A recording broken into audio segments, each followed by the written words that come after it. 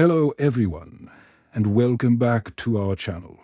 Today, we're journeying back over 2,000 years to ancient China to uncover the story of a man whose legacy is as monumental as the Great Wall itself. He was a historian, a scholar, and a figure of incredible courage and tragedy. His name is Sima Qian, and his story is one you won't forget. So, who is Sima Qian? Born around 145 BCE during the powerful Han Dynasty, he wasn't just any scholar. He was the son of Sima Qian, the grand historian at the imperial court. Think of this role as a combination of court astronomer, archivist, and official record keeper. From a young age, Sima Qian was immersed in a world of books, history, and classical learning. His father instilled in him a deep passion for the past and a monumental ambition to write a complete history of China, from the mythical Yellow Emperor all the way to their present day. As a young man, Sima Qian didn't just stay in the library. At the age of 20, he embarked on an incredible journey across the country. He traveled extensively, visiting ancient sites, collecting local stories, and interviewing elders. He wasn't just reading history. He was walking through it, breathing it in. This first-hand research gave his later work a richness and a human touch that set it apart from mere court records. He saw the places where great battles were fought and where dynasties rose and fell. This journey shaped his perspective, giving him a deep understanding of the vast and diverse land he was determined to chronicle. When his father, Sima Qian, was on his deathbed, he made his son promise to complete his life's work. With tears in his eyes, Sima Qian accepted the solemn duty. He soon succeeded his father as the grand historian, gaining access to the imperial archives and all the resources he needed. For years, he diligently worked, gathering materials, organizing timelines, and beginning the colossal task of writing what would become the Shiji or the records of the grand historian But history, as Sima Qian knew all too well, is often intertwined with tragedy. His life took a dramatic and devastating turn because of an event known as the Liling Affair. Liling was a Han general who was sent on a campaign against the Xiongnu, a nomadic people to the north. Despite fighting bravely against overwhelming odds, Liling was defeated and captured. Back at the imperial court, Emperor Wu was furious. He and his officials condemned Liling as a traitor for surrendering. In a court filled with voices of condemnation, only one person dared to speak up for the defeated general. That person was Sima Qian. He argued that Liling had fought valiantly and had been let down by a lack of reinforcements. He suggested that Liling might have surrendered with the intention of one day finding a way to repay his debt to the Han Empire. This act of speaking truth to power had catastrophic consequences.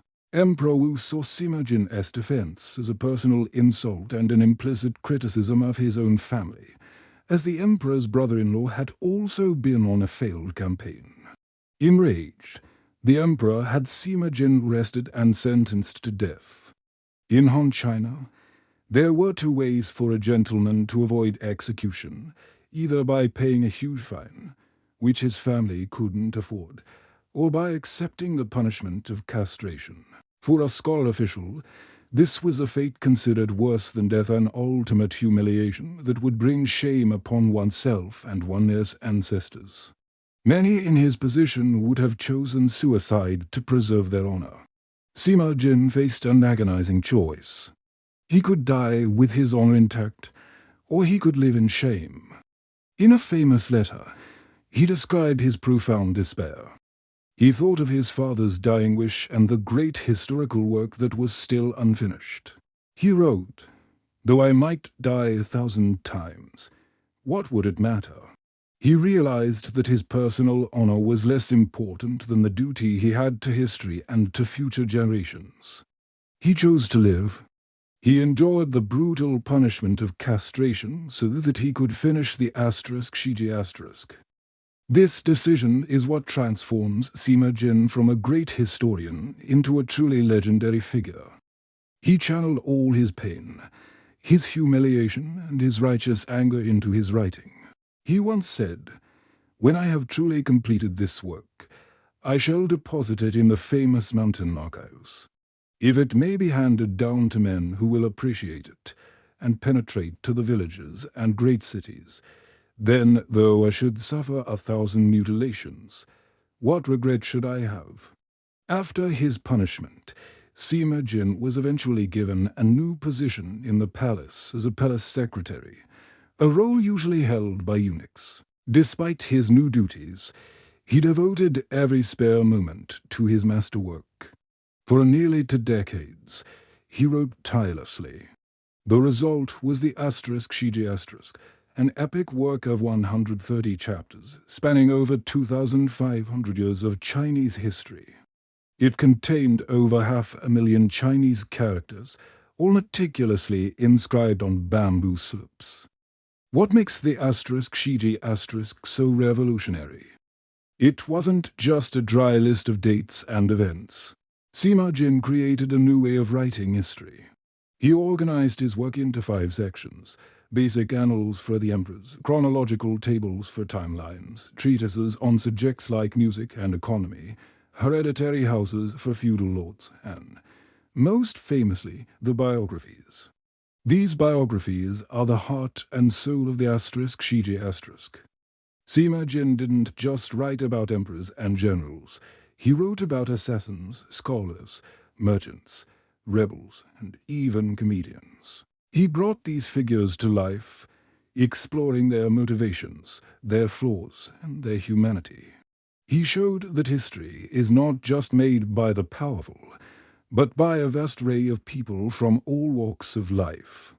His narrative style was so vivid and compelling that many of his stories have become legendary tales in Chinese culture, as well known as Shakespeare's plays are in the West.